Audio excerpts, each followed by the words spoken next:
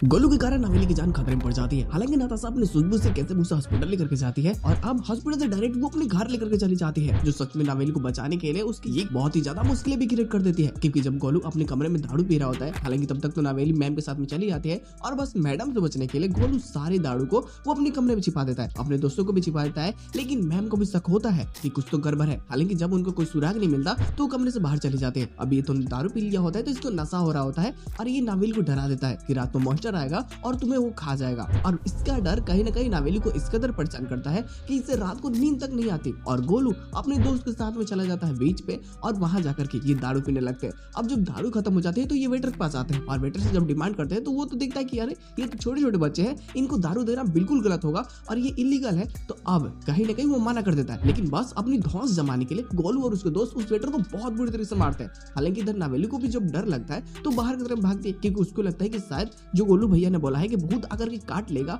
और शायद इसको मार देगा जान से, तो इससे अच्छा है कि जान बचाने के लिए मुझे बाहर भागना ही होगा। अभी बाहर निकलती है तब तो गोलू ना, अब जब बेटर भी इन लोगों से बच करके भागता है, नहीं तो अगर ये रहेगा तो ये तो दारू पिए है, ये कुछ भी कर सकते हैं। और होता भी ऐसा ही है। अब जैसे वेटर भागता है सीढ़ियों से नीचे, तब तक गोलू उसके ऊपर में एक बोतल चला करके मारता है कांच का, और वो सारी कांच टूट करके नावेली को आकर के लग जाती है। अब जब नावेली को लगती है तब तक उसके हाथ से पूरा ब्लड निकलने लगता है। कहीं ना कहीं जब नताशा शांतनु के साथ में होती है तो वो भी उस टाइम पे सिर्फ और सिर्फ नावेली की ही जिक्र कर रही होती है। वो नावेली को अपने साथ ले जाना चाहती है, लेकिन जब वो जिद करने लगती है तो शांतनु को ना चाहते हुए उसके साथ आना पड़ता है। और जब देखती है कि नावेली चोटिल हो चुकी है, उसके हाथ से खून निकल रहा है, तो ये बहुत ज्यादा पैनिक हो जाती है। शांतनु से डिमांड करती है कि लेकर के तुरंत हॉस्पिटल जाना होगा, और बस उसके कहने के बाद ही शांतनु उसे हॉस्पिटल लेकर के जाता है। वहां जाने के बाद में उसको सुई दे दी जाती है तो ये तो तुरंत बेहोशी हो जाती है, क्योंकि उसको लेडी डॉक्टर ने लोकल एनेस्थीसिया की सुई दी होती है, जिसके कारण टेटनस ये सारी चीजें खत्म तो हो जाएंगी, लेकिन इसके ही प्रभाव के कारण वो बेहोश हो जाती है और उसकी आंखें शायद सुबह ही खुलेगी। चिंता इनको ये होती है डायरेक्ट ये लेकर के होटल नहीं जा सकते, क्योंकि वहां जाएंगे तो तमाशा बहुत ज्यादा क्रिएट हो जाएगा, और अपने घर जाएंगे तो फिर और ज्यादा ही मुसीबत है।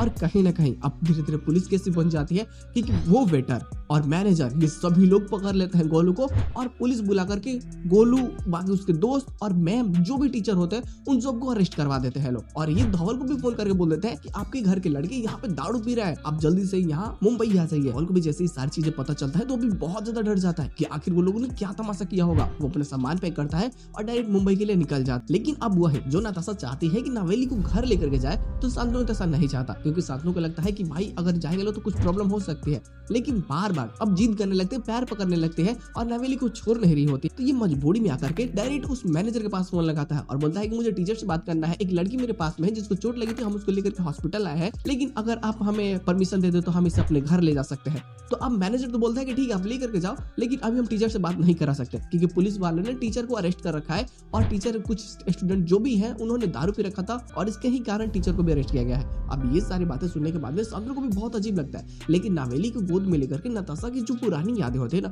वो धीरे धीरे तारोताजा हो रही होती है। उसकी सारी सेंसेस धीरे धीरे काम कर रही होती है। जो पहले एक दो वर्ड बोल पाती थी, अब वो कई सारे वर्ड बोलने लगते हैं। कहीं ना कहीं ये अच्छा प्रभावी होता है कि वो अपने पुराने दिनों से बाहर निकल रही है। जो भी उसके दास गई थी वो धीरे धीरे लौट करके आ रही है। लेकिन चिंता इससे शांतनु की भी होती है कि अगर सब कुछ ठीक हो गया तो नताशा फिर चली जाएगी, ये जहां से आई हुई है, फिर शांतनु अकेला हो जाएगा, और ये ऐसा नहीं चाहता। तो ये तो अभी पॉजिटिव कैरेक्टर है, बाद में ये नेगेटिव कैरेक्टर बन जाएगा। हालांकि देखो गुरु लोग, इसमें 2 या 3 महीने के अंदर में इसमें एक बहुत बड़ा लिप देखने को मिलेगा। बहुत बड़ा लिप मतलब टोटली जो भी कैरेक्टर्स है ना वो चेंज हो जाएंगे, और अब वहां पे हमें गोलू और जो नावेली है इसकी स्टोरी लाइन हमें देखने को मिलेगी। नावेली बड़ी हो जाएगी और गोलू वहां पे दारू शोर शराबा यही सारी चीजें होंगी। तो ये तो आने वाले एपिसोड की स्टोरी तो देखना मजेदार तो होगा ही, लेकिन जो धवल की नजर में गोलू का एक चरित्र बना होता है कि वो बहुत अच्छा लड़का है, अब वो समझ जाता है कि एक नंबर का एक गिरा हुआ इंसान है और ये अपनी उम्र से ज्यादा बड़ी गलतियां कर रहा है और इसे सुधारना बहुत ज्यादा जरूरी है। हालांकि ये हेतल को ये सारी बातें नहीं बताता,